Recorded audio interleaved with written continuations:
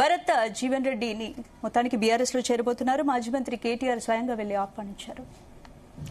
So ఇది ఊహించిన పరిణామమే. Jeevan Reddy Congress party వీడుతారు, BRS లోకి వెళుతారు అన్నది మనం ఆయన అసంతృప్తిగా ఉన్న చాలా రోజుల క్రితం నుంచే చెప్పుకుంటూ వస్తున్నాం. ఆల్రెడీ ఆయన మైండ్ మేకప్ అయ్యారు. Municipal elections before mind makeup అయ్యారు. అందుకనే మున్సిపల్ ఎన్నికల్లో జీవన్ రెడ్డి ఇండిపెండెంట్ క్యాండిడేట్లకు మాత్రమే ప్రచారం చేశారు. 50 మంది అయితే సంజయ్ కుమార్ కి ఒక 30 టికెట్లు ఇచ్చారు, జీవన్ రెడ్డికి 20 టికెట్లు ఇచ్చారు, 30-20. సో ఆ 20 టికెట్లో జీవన్ రెడ్డి తను కాంగ్రెస్ బీఫామ్ ఇచ్చిన వాళ్ళకు కూడా ప్రచారం చేయలేదు. మిగతా ఇండిపెండెంట్స్ ఆ 20 టికెట్లు కాకుండా 30 ఇండిపెండెంట్స్ ఎవరైతే తన వర్గీయులు పోటీ చేశారో వాళ్లకు ప్రచారం చేశారు. సో తన చేతుల మీదుగా తను ఎవరైతే కాంగ్రెస్ పార్టీకి ప్రపోజ్ చేశారో వాళ్లకు కూడా జీవన్ రెడ్డి బీఫామ్ ఇచ్చిన వాళ్ళకు కూడా ప్రచారం చేశారు. ఇదంతా కూడా సమస్య ఫిరాయింపులకు సంబంధించిన ఇష్యూతో వచ్చింది. సో జీవన్ రెడ్డి ప్రధాన సమస్య ఏంటంటే కాంగ్రెస్ జగిత్యాల్లో తిరుగులేని నేతగా ఉన్నారు. అక్కడ నెంబర్ 1 to 10 జీవన్ రెడ్డే, ఇంకెవరు లేరు. రెండో వ్యక్తి అన్నది లేదు. కాంగ్రెస్ పార్టీ అంటే జీవన్ రెడ్డి, జీవన్ రెడ్డి అంటే కాంగ్రెస్ పార్టీ, జీవన్ రెడ్డి తర్వాతే ఎవరైనా. సో అటువంటి సిచ్యువేషన్ నుంచి ఇప్పుడు సంజయ్ కుమార్ అక్కడ చేరడంతో కాంగ్రెస్ పార్టీలోని అధికార పార్టీకి బీఆర్ఎస్ నుంచి ఎమ్మెల్యే చేరడంతో ఆయన షాక్ తిన్నారు. నిజానికి పార్లమెంట్ ఎన్నికల్లో ఓటమి, దాని తర్వాత ఆపోజిషన్లో ఉండడం జీవన్ రెడ్డి కొత్త కాదు. కానీ ఆపోజిషన్లో ఉన్నా ఆయన అధికారం చెలాయించేవాళ్ళు. కేసీఆర్ రూలింగ్లో 2014-19లో జీవన్ రెడ్డి ఎమ్మెల్యేగా గెలిచారు. అయినా సరే ఆపోజిషన్లో జగిత్యాల ఇప్పుడు కేటీఆరే చెప్పారు, జీవన్ రెడ్డి చెప్పారు, బోర్నపల్లిలో ఒక బ్రిడ్జ్ శాంక్షన్ చేయడానికి కేసీఆర్ని అడిగితే చేశారు. జీవన్ రెడ్డి ఏది అడిగితే అది కేసీఆర్ సమయంలో కూడా నడిచింది. సో ఇప్పుడు అధికార పక్షంలో ఉండి తనకు ఇబ్బంది అయ్యే పరిస్థితి, అధికార పక్షంలో బీఆర్ఎస్ నుంచి వచ్చిన ఎమ్మెల్యే జాయిన్ కావడంతో ఇప్పుడున్న పరిస్థితి వచ్చింది. దాన్ని జీవన్ రెడ్డి తట్టుకోలేకపోతున్నారు. అందువల్ల బీఆర్ఎస్ లో జాయిన్ అయ్యారు. ఇక కాంగ్రెస్ పార్టీ మీరు అన్నట్టు ఇంతకాలం కూల్గా ఉంది, ఇప్పుడు ఆరోపణలు గుప్పిస్తుందంటే డెఫినెట్గా ఇంతకాలం పార్టీలో ఉంచి బయటకు పోకముందే ఆరోపణలు చేయలేదు కదా. ఇప్పుడు ఈ విషయం కూడా మనమే బయట పెట్టాం. ఏంది బయట పెట్టామంటే అందరికి తెలుసు, 14 సార్లు కాంగ్రెస్ పార్టీ బీఫామ్ వచ్చింది జీవన్ రెడ్డికి. కాంగ్రెస్ పార్టీ తరఫున జీవన్ రెడ్డికి ఏం తక్కువ చేయలేదు. 14 సార్లు బీఫామ్ ఇచ్చారు, 11 సార్లు ఎమ్మెల్యే టికెట్, దానిలో 6 సార్లు గెలిచారు, 5 సార్లు ఓడిపోయినారు. 1985 నుంచి పోటీ చేస్తున్నారు కాంగ్రెస్ నుంచి. 83లో మొట్టమొదట గెలిచింది తెలుగుదేశం పార్టీ నుంచి జీవన్ రెడ్డి. ఎన్టీఆర్ టికెట్ మీద పోటీ చేసి 83లో, కాకపోతే నాదన్ల భాస్కర్ రావు వైపు ఆయన వెళ్లారు. ఈ ఆగస్టు సంక్షోభం 83లో నాదన్ల భాస్కర్ రావు వైపు నిలిచారు. ఆ తర్వాత కాంగ్రెస్ పార్టీలో జీవన్ రెడ్డి జాయిన్ అయ్యారు. సో అప్పుడే అంటే ఆయన టీడీపీ నుంచి గెలిచిన కాంగ్రెస్ పార్టీ వైపు వెళ్లారు.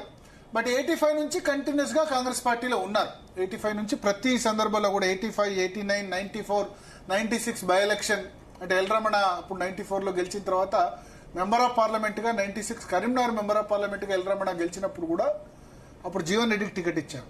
తర్వాత 99, 2004, 2009, 14, 18, 23 ఇవన్నీ సందర్భాల్లో కూడా కాంగ్రెస్ పార్టీ టికెట్ ఇచ్చింది. ఇక మెంబర్ ఆఫ్ పార్లమెంట్ గా కేసీఆర్ మీద 2006లో ఒకసారి, 7లో ఒకసారి, 2 సార్లు ఆయన పోటీ చేశారు. 2007, 8 2 టైమ్స్ పోటీ చేశారు. రాజశేఖర రెడ్డి సూచన మీద ఆయన పోటీ చేశారు, బట్ 2 సార్లు ఓడిపోయారు. ఆ తర్వాత మొన్న నిజామాబాద్ మెంబర్ ఆఫ్ పార్లమెంట్ గా మొన్న 24 పార్లమెంట్ ఎలక్షన్స్ లో పోటీ చేశారు. సో కాంగ్రెస్ పార్టీ 11 సార్లు అసెంబ్లీ టికెట్ ఇచ్చింది, 3 సార్లు మెంబర్ ఆఫ్ పార్లమెంట్ టికెట్ ఇచ్చింది, ఒకసారి ఎమ్మెల్సీ టికెట్ కూడా ఇచ్చింది. సో ఇప్పుడు ఫిరాయింపు రాజకీయాల్ని ఆయన వ్యతిరేకిస్తూ చేరారు. మంచి ఫిరాయింపు రాజకీయాల్ని వ్యతిరేకించడం డెఫినెట్గా స్వాగతించాల్సిందే. కానీ మరొక విషయం గుర్తుండాలి, జీవన్ రెడ్డి ఎప్పుడైతే 2024 పార్లమెంట్ ఎలక్షన్లో నిజామాబాద్ ఎంపీగా పోటీ చేసినప్పుడే ఫిరాయింపు ఎమ్మెల్యే దానం నాగేందర్కి సికింద్రాబాద్ పార్లమెంట్ సీట్ ఇచ్చింది కాంగ్రెస్ కదా. బీఆర్ఎస్లో గెలిచిన ఎమ్మెల్యేకి కాంగ్రెస్ సికింద్రాబాద్ పార్లమెంట్ సీట్ ఇచ్చింది. అప్పుడు ఆయన ఆబ్జెక్షన్ చెప్పలే. కానీ తన దాకా వస్తే కానీ తెలియదన్నట్టు సంజయ్ కుమార్ ఇక్కడ జాయిన్ కాగానే ఆబ్జెక్షన్ చెప్పారు. సో ఎప్పుడైతే సంజయ్ కుమార్ జాయిన్ అయ్యాడో అప్పటి నుంచి ఆయన ఏమంటారు అసహనం అన్నది మనం చాలా సందర్భాల్లో చూసాం. చాలా సందర్భాల్లో కాంగ్రెస్ పార్టీని, రేవంత్ రెడ్డిని, ఫిరాయింపు రాజకీయాలని చాలా దోయబెట్టారు. అది చాలా ఒక విధంగా మైనస్ కూడా అయింది కాంగ్రెస్ పార్టీకి. సో ఇప్పుడు అయితే నేను ఇక్కడ చెప్తాను, ఇప్పుడు జీవన్ రెడ్డి మారడం కాంగ్రెస్ కి ఎంతవరకు ఎఫెక్ట్ చూపించారు? కాంగ్రెస్ కి ఎఫెక్ట్ కంటే బీఆర్ఎస్ కు చాలా అడ్వాంటేజ్ అవుతుంది నేను అనుకుంటున్నాను. సరే, ఎందుకంటే ఉత్తర తెలంగాణలో ఒక రెడ్డి లీడర్ జీవన్ రెడ్డి అనే వ్యక్తి కాంగ్రెస్ పార్టీని పట్టుకుని ఇన్ని సంవత్సరాలు ఉన్న వ్యక్తి, ఉత్తర తెలంగాణలో ఒక రెడ్డి లీడర్, ఒక రైతు నేత. జీవన్ రెడ్డి రైతు నేత. ఎందుకంటే సిటీలో ఎప్పుడు టౌన్లో మెజార్టీ రాదు జీవన్ రెడ్డికి, రూరల్ ఏరియాలో మెజార్టీ వస్తుంది. సో రైతుల పర్సెప్షన్లో ఆ కరీంనగర్ కానీ, మిగతా ఆదిలాబాద్ కానీ, నిజామాబాద్ ఏరియాలో, ఒక జగిత్యాల కానీ మిగతా అన్ని చోట్ల ఏ జిల్లాలో బలం పెరిగే అవకాశం ఉంది బీఆర్ఎస్ కి జీవన్ రెడ్డి? అంటే నేనేమంటానంటే ఇప్పుడు ఆయన ఒక రైతు నేత జాయిన్ కావడం అడ్వాంటేజ్ కదా, రైతులకు సంబంధించిన సమస్యల మీద మాట్లాడే వ్యక్తి కదా. Is not a urban leader అనో అదోనో అనలేదు. క్రాప్ పంటలకు సంబంధించి అయినా, రైతులకు సంబంధించి అయినా ఒక తురుపు ముక్కగా యూజ్ చేసుకోవచ్చు కదా. అందుకని సెక్రటరీ జనరల్ పదవి ఆయనకు ఆఫర్ చేసింది. సో కరీంనగర్ ఉమ్మడి జిల్లాలో డెఫినెట్గా బలం ఉంటుంది. అయితే జగిత్యాల్లో సెట్ బ్యాక్ అవుతుందా? జగిత్యాల కంటే ఎక్కువ ఓవరాల్గా ఉమ్మడి కరీంనగర్ జిల్లాలో ఇప్పుడు బీఆర్ఎస్ గడ్డు పరిస్థితి ఎదుర్కొంటుంది. పార్లమెంట్లో 8 సీట్లకు 0 సీట్లు వచ్చి జూబ్లీహిల్స్ బై ఎలక్షన్ ఓడిపోయినారు. మున్సిపల్ ఎలక్షన్లో మంచి రిజల్ట్ రాలేదు. ఇటువంటి పరిస్థితిలో ఇంత నెగటివ్ టైంలో కూడా జీవన్ రెడ్డి ఇంకా 2.5 సంవత్సరాల టర్మ్ పెట్టుకొని, ఇంకా 2.5 సంవత్సరాల అధికారం పెట్టుకొని కూడా బీఆర్ఎస్లో జాయిన్ అయినాడంటే రాబోయేది బీఆర్ఎస్ ప్రభుత్వం అని బీఆర్ఎస్ నేతలు చెప్పుకునేందుకు ఈ పాయింట్ ఉపయోగపడుతుంది. ఏది జీవన్ రెడ్డి జాయినింగ్ అన్నది. సో ఒక పర్సెప్షన్ గేమ్. రెండోది ఒక రెడ్డి నేత. కాంగ్రెస్ పార్టీ అంటే రెడ్డిలు పూర్తిగా సపోర్ట్ చేస్తేనే కాంగ్రెస్ పార్టీ అధికారంలోకి వచ్చేది. 2018లో కేసీఆర్ పెట్టిన రైతు బంధు వల్ల రెడ్డిస్ అవుట్ రైట్గా కాంగ్రెస్ పార్టీకి సపోర్ట్ చేయలేదు. బట్ 24లో మోస్ట్ ఆఫ్ ద రెడ్డిస్ మాకు అధికారం రావాలి, వెలమనేతనే అధికారం ఎందుకు, రాజ్యాధికారం మాకు మళ్ళీ రావాలి, ఉమ్మడి రాష్ట్రంలో మేము డామినేట్ చేసాం, తెలంగాణ రాష్ట్రంలో మా ముఖ్యమంత్రిని చూడాలని కోరుకున్నారు. అది రేవంత్ రెడ్డి రూపంలో అయింది. ఇప్పుడు రెడ్డిలు ఎంత మేరకు సాటిస్ఫై ఉన్నారు ఈ గవర్నమెంట్ మీద? ఎందుకంటే కేసీఆర్ ఏనాడు రెడ్డిని నిర్లక్ష్యం చేయలేదు. ఆ విషయం గుర్తుంచుకోవాలి మనం. ఆయన క్యాబినెట్లో 17 మందిలో 6 రెడ్డిలు ఉండేవాడు.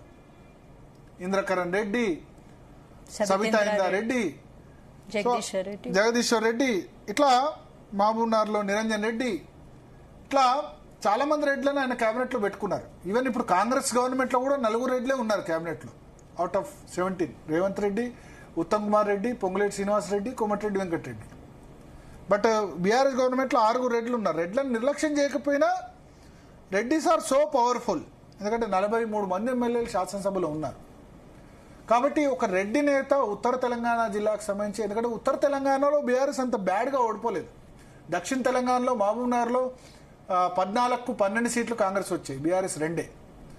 ఖమ్మంలో 10కి 9 కాంగ్రెస్కి వచ్చాయి, 1 బీఆర్ఎస్. నల్గొండలో 12కు 11 కాంగ్రెస్ వచ్చాయి, 1 మాత్రమే బీఆర్ఎస్. దక్షిణ తెలంగాణలో ఓడిపోయింది. ఉత్తర తెలంగాణలో కొంచెం పర్లేదు పర్ఫార్మెన్స్. కరీంనగర్లో 5 గెలిచింది, అంత వరస్ట్ పర్ఫార్మెన్స్ ఏం లేదు. హైదరాబాద్లో బాగుంది, ఉత్తర తెలంగాణలో కొంచెం బాగానే ఉంది. సో ఉత్తర తెలంగాణలో ఒక రెడ్డి నేత వచ్చి జాయిన్ కావడం అన్నది డెఫినెట్గా బీఆర్ఎస్కు సానుకూల పరిణామం. దీన్ని కాంగ్రెస్ జగిత్యాల్లో ఏదో నష్టం, ఇప్పుడు జీవన్ రెడ్డి ఇండిపెండెంట్గా క్యాండిడేట్స్ దింపిన జగిత్యాల్లో క్లియర్ మెజార్టీ కాంగ్రెస్ పార్టీకి వచ్చింది. జగిత్యాల్లో నష్టం కాదు, కానీ ఒక రైతు నేత, ఒక రెడ్డి లీడర్ను పోగొట్టుకున్నారన్నది అవుతుంది. ఇక రేవంత్ రెడ్డి మీద జీవన్ రెడ్డి చేసే విమర్శల్ని ప్రజలంతా సీరియస్గా తీసుకుంటారని నేను అనుకోను. ఎందుకంటే అధికారంలో పార్టీలో ఉన్నప్పుడు ఒకలా, ఇప్పుడు పార్టీ నుంచి బయటకు వెళ్తే ఒకలా బిహేవ్ చేస్తే ప్రజలు పెద్దగా నమ్మరు. బట్ ఒక పర్సెప్షన్, ఒక బిగ్ రెడ్డి లీడర్, రైతు నేత జాయిన్ కావడం, రాబోయే 2 సంవత్సరాలు అయినా ఇక బీఆర్ఎస్కి అనుకూలంగా మాట్లాడతారు, ఫార్మర్స్ ఇష్యూస్ ఇవన్నీ కూడా. సో ఆ పర్సెప్షన్లో మరి ఇంత గడ్డు కాలంలో కూడా బీఆర్ఎస్లో ఎందుకు జాయిన్ అవుతున్నారు అన్నది కొంత అడ్వాంటేజ్ బీఆర్ఎస్కి అయ్యే అవకాశం ఉంది. బట్ ఆల్రెడీ స్టార్ట్ చేశారు. ఏది మహేష్ కుమార్ గౌడ్ ఆల్రెడీ మనం ఒక నెల క్రితం చెప్పింది 14 సార్లు మేము కాంగ్రెస్ పార్టీ బీఫామ్ ఇచ్చాం, అంతకంటే ఎక్కువ ఏం చేయాలి మేము జీవన్ రెడ్డికి అని చెప్పి ఆల్రెడీ కాంగ్రెస్ స్టార్ట్ చేసింది. సో ఇంకా ఆయన రేవంత్ రెడ్డిని తిడితే మళ్ళీ కాంగ్రెస్ వాళ్ళు కూడా ఏం తక్కువ చేయరు కదా, మళ్ళీ వాళ్ళు కూడా తిడుతూనే ఉంటారు. అయితే కేసీఆర్తో మంచి రిలేషన్ ఉంది జీవన్ రెడ్డికి, అంత పర్సనల్ వ్యక్తిగత ఎనిమాసిటీ ఏం లేదు. రాజశేఖర రెడ్డి కోసం మంత్రి పదవి కోసం అప్పుడు జాయిన్ అయినా వ్యక్తిగతంగా మంచి సంబంధాలే ఉన్నాయి. జీవన్ రెడ్డిని అంటే కేసీఆర్ రెస్పెక్ట్ చేశారు, కేసీఆర్ అంటే జీవన్ రెడ్డి రెస్పెక్ట్ చేశారు. సో చూడాలి. అంటే ఇప్పుడు రెడ్డి కన్సాలిడేషన్ 2024లో కాంగ్రెస్ టువర్డ్స్ జరిగింది. కానీ ఇప్పుడు ఎంత మేరకు ఇది రెడ్డి సామాజిక వర్గంలో లేదా తెలంగాణలో ఏంటంటే మున్నూరు కాపు బలిస్తే రెడ్డి అవుతాడంటారు. సో మున్నూరు కాపు సంబంధించి కూడా కొంత దాదాపు 300 కాపులు కన్వర్ట్ అయ్యి రెడ్డిలైన పరిస్థితి కూడా ఉంది. అంటే క్రమంగా బలపడితే కనుక కాపు బలిస్తే రెడ్డి అవుతాడు అన్నట్టు. దీని మీద ఏ విధంగా ఉంటుంది, రైతులకు సంబంధించి ఈక్వేషన్ ఎట్లా ఉంటుంది, రాబోయే 2.5 సంవత్సరాలు ఆయన ఏం మాట్లాడతారు, బీఆర్ఎస్లో ఇంపార్టెన్స్ ఇస్తారా? ఎందుకంటే జాయిన్ చేసుకొని ఒట్టిగా కూర్చోబెడితే కాదు, అంతే కదా జీవన్ రెడ్డి లాంటి అవుతారు. బీఆర్ఎస్లో ఎవరైనా సరే కేసీఆర్, కేటీఆర్, హరీష్ రావు తర్వాతే. సో ఆయన మేరకు ఎంత మేరకు ఇంపార్టెన్స్ ఇస్తారు అన్నదాని మీద ఆధారపడి ఉంటుంది. మాట్లాడదాం. మనతో పాటు అడ్వకేట్ శరత్ గారు జాయిన్